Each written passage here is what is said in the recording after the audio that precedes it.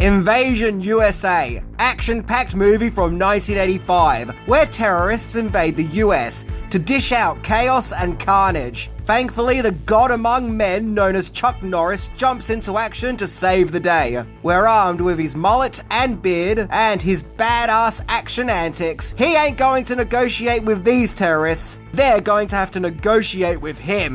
Where he plays CIA agent Matt Hunter, who is so tough and badass, he could totally win a fist fight with these guys with both of his arms tied behind his back. In this movie that has lots of action, denim, and explosions.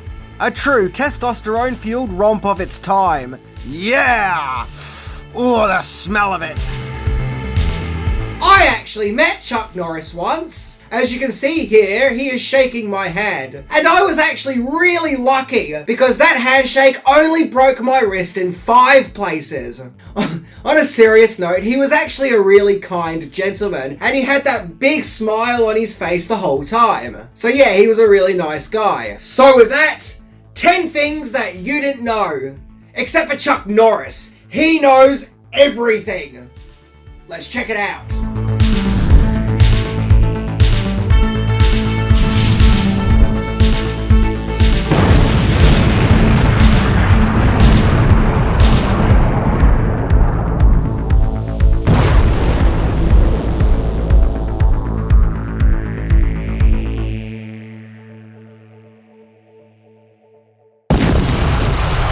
Number 10. It's Chuck, it's canon, it's the 80s. So the genesis of Invasion USA starts with the action movie Missing in Action. The military action film was produced by the Cannon Film Group and was based on a script treatment by James Cameron's potential Rambo First Blood Part 2 script. So essentially, Missing in Action is kind of like an alternative Rambo sequel, which of course starred Chuck Norris. Despite being set in Vietnam, filming took place in the Philippines, and there were actually 2 Missing in Action movies being filmed back to back. And what would become the first movie to be released was actually intended to be the second movie, but the second movie was released first because it just felt that the movie looked better and, well, was generally a better movie. The first Missing in Action movie was released in November 1984, and despite being heavily criticised for being a Rambo clone, which, let's be honest, technically it is, the movie was still very successful, making $22 million on its $2 million budget. This made Cannon founders, Golan and Globus, believe that Chuck Norris was the way of the future with their company. So they made a 6-movie contract with Norris. And so Invasion USA was the first movie of this ambitious Chuck Norris Cannon contract. Number 9. Chuck Norris making a statement. The story of Invasion USA was created by scriptwriter James Brunner and Chuck Norris himself, along with Chuck Norris's brother, Aaron Norris, who would work on several of his brother's movies. Norris, the Chuck variety, got the idea of Invasion USA from an article in the Reader's Digest about how there are secretly hundreds of terrorists roaming in the US, and how thanks to America's freedom of movement, it'll be easy for terrorists to carry out dastardly plans. It seemed that this article really caught Norris off guard and had an effect on him, so he based the story of Invasion USA around this notion. Norris himself would say that the movie is a statement, and it's about the people of the United States. He also said that it's not his intention to scare people, but just to make them aware of the potential problem. So yeah, it seems that Norris was a little freaked out and had some kind of sixth sense vision as he posed this what-if question as to what would happen and what would it be like if terrorists were sent out to major cities. As if that'll happen. Terrorists causing carnage and destruction in major cities? Yeah, right, like that's ever gonna happen. Damn, I miss the 80s. And yes, I do remember the 80s. I can specifically remember when that song, Don't Worry, Be Happy came out and shit. So to give Chuck Norris credit, he totally called it. Number 8. This what-if scenario wasn't entirely original. So interestingly enough, although Norris wanted to pose a question to the audience of what it may be like if outside forces invaded the US, it had already been done 1 year before Invasion USA with the movie Red Dawn, which, like Invasion USA, also depicts Soviets and Cuban forces invading the US. Only Red Dawn wasn't so much of an action movie spectacle. I mean, it did have action in it, but it wasn't that big, over-the-top, loud action movie that Invasion USA is. And it shows the invasion in full force to the point of World War III. Unlike Invasion USA, where they are no match against Chuck Norris, naturally. So it seemed to be a very real worry at the time, something that was topical and was on people's minds. This was, after all, the time of Ronald Reagan's Star Wars program, a proposed missile defense system. Incidentally, the movie's title, Invasion USA, isn't exactly original either, as in 1952, there was a movie released called Invasion USA, which once again was about Soviet forces invading the US. Only the horrors of what happened in that movie are shown through people at a bar observing it. I guess in 1985 it was felt that 1952 was a long time ago and that people may not remember the other Invasion USA. A movie of which promises, quote, "It'll scare the pants off you." Well, not Chuck Norris, as he had his action pants. Or rather, his action jeans. Yep, no one is gonna try and mess with you while you're wearing these jeans of sheer testosterone. Number 7, let's destroy a neighborhood. The shoot for Invasion USA was mainly filmed in Atlanta, particularly Georgia and Fort Pierce, as well as Florida. The budget allocated to Invasion USA was $12 million, which was actually a lot of money for a Chuck Norris movie at that time. And it totally shows on screen. You can see all that money being put into making this action-packed explosive adventure. And nowhere is this more evident than in the sequence where we see houses in a suburban neighborhood being absolutely destroyed. Now, I would imagine that back in 1985, viewers may have thought, wow, those house miniatures that they're blowing up are pretty convincing. Well, no, the houses were real houses, and this was a real neighborhood. The crew were allowed to destroy the homes because they were empty and due for demolition in order to build a landing strip runway. So with this empty neighborhood at their disposal, the crew did the one thing they do best: blow the absolute shit out of the place. And to be fair, it does look pretty awesome on screen. Hey, I guess I'm a sucker for an explosion. Number 6, let's destroy a shopping mall too. Similarly to the neighborhood scenes, the mall scene was also filmed in an actual location, a real mall. Be that the Avondale Mall in Georgia. And yes, all the destruction you see is real. But the crew were able to film this scene because at the time the mall was going through renovations anyway. Despite surviving a Chuck Norris action movie, the mall was subsequently demolished in 2007.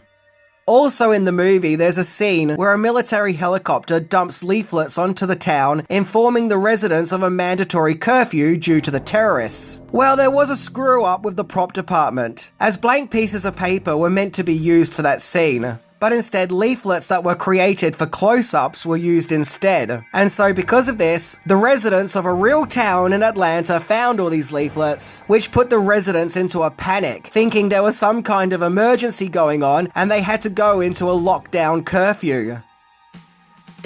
As if that'll happen. People having to be locked in their homes by the government, yeah right. Damn, I miss the 80s. And yes, I do remember the 80s. I can remember those bouncy ball thingies that you can stand on that kind of look like Uranus. Number 5, falling out over Whoopi Goldberg. Invasion USA was directed by American director Joe Zito, and just like Chuck Norris, his involvement in Invasion USA goes back to Missing in Action. Basically, Zito had just finished filming the fourth Friday the 13th movie, Friday the 13th: The Final Chapter, when he got contacted by Cannon Films to direct Missing in Action, the first one, which, remember, was originally meant to be the second one. Part of Zito's contract for directing Missing in Action was that he was to direct Invasion USA as well. However, it seems that during the filming, Zito and Norris had some kind of falling out, with Norris later stating that he'll never work with that director again. So what could have possibly happened to cause this rift? Well, it was Whoopi Goldberg. You see, Norris really wanted Goldberg to star in Invasion USA as the journalist Delia Maguire. And apparently, everyone was good to go. Norris was happy, and Goldberg was happy to star in the movie, till Zito overruled Norris and said nope, and cast an actress called Melissa Prophet instead. And so yeah, that seemed to be what really cheesed off Chuck Norris. However, Zito wasn't entirely done with Cannon Films though.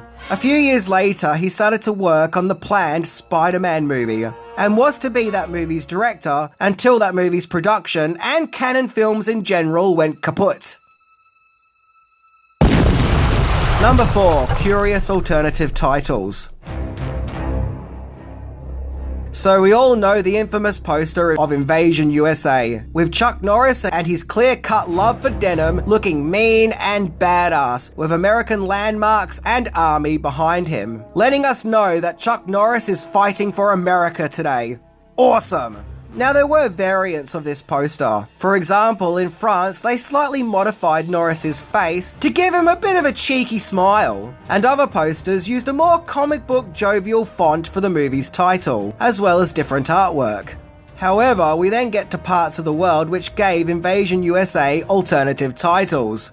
In Thailand, it was retitled to Plan YSA. In Greece, it was called The Hour of the Hawk, which, admittedly, is a really awesome title. But my favourite alternative title comes from the Japanese release, which retitled the movie to Command from Hell.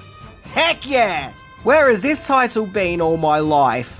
Interestingly, and I don't know if this is due to real life tensions at that time, in Poland, the movie was called Invasion of the USA, which kind of makes it sound like USA is the one doing the invading. I don't know, in the Polish cut, was that the case? In the Polish cut, were the Americans shown to be the villains? Thanks to real-life clashings of ideologies, in a version of the film where America strikes out an assault against Russia, a war created out of rising tensions. As if that'll happen. Extreme wartime tensions with Russia? Huh. Damn, I miss the 80s. And yes, I do remember the 80s. I can remember it was the decade where AIDS was no longer a weight loss chocolate candy. Number 3. Edited down to size. So here's an interesting bit of trivia offered by IMDb. Apparently there was more to the movie than what we see in the final film, particularly when it came to characters who weren't Chuck Norris's Matt Hunter. When Invasion USA was being edited together, apparently certain scenes and backstories involving some of the background characters were removed.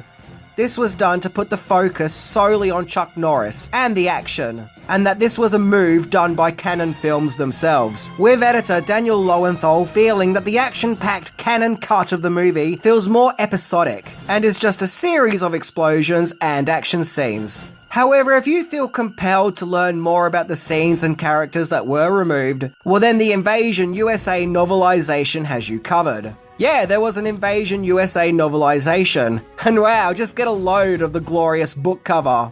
Only Chuck Norris can look calm and majestic, where all around him an absolute war inferno is taking place. Number 2, there is a sort of sequel, sort of reboot. So with the completion of Invasion USA, Cannon wasted no time getting to work on a sequel, and thus Avenging Force went into production and would be released the following year after the release of Invasion USA in 1986. However, here's the thing, when Avenging Force went into production, Chuck Norris wasn't interested in returning as his Matt Hunter character, so he was replaced by younger actor Michael Dudikoff, who like Norris was a Cannon Films regular. So Avenging Force became its own thing, neither a sequel or a prequel to Invasion USA, with no mention of that movie's events in Avenging Force. Okay, so we can conclude that Avenging Force is its own movie, cut off from Invasion USA. Yep, it's its own entirely different film. Except the main character in Avenging Force is also called Matt Hunter. Damn, way to make it confusing, guys. Why not just give the character a new name? Look, I think this technically makes it a reboot, but I'm still not too sure. It's confusing. And this wouldn't be the last time that canon would turn an intended sequel into its own movie. After making the Masters of the Universe movie, the company got to work on a Masters of the Universe 2, which then became the movie Cyborg. Yeah, this whole recycling ideas thing definitely seems to be a canon film's practice. Number 1. This was an invasion that no one really stuck around for. Invasion USA was released in September 1985, and despite opening up in the number 1 spot in the box office, it'll only go on to make just $17 million on a $12 million budget, only bringing in a profit of $5 million, adding to Canon Films' financial woes at that time, which would eventually lead to the company's demise. It got pretty damn negative reviews from critics too, with the New York Times finding the movie to be goofy, adding that Chuck Norris is trying to be like a benign Clint Eastwood, but loses credibility in, quote, this awful film. Variety labelled it as a brainless plot, and took offence to the depiction of innocent people being killed. The Los Angeles Times called Invasion USA a brutal, one-note sadistic affair. The Washington Post found it exploitative, and Roger Ebert called it, quote, a brain-damaged, idiotic thriller, not even bad enough to be laughable.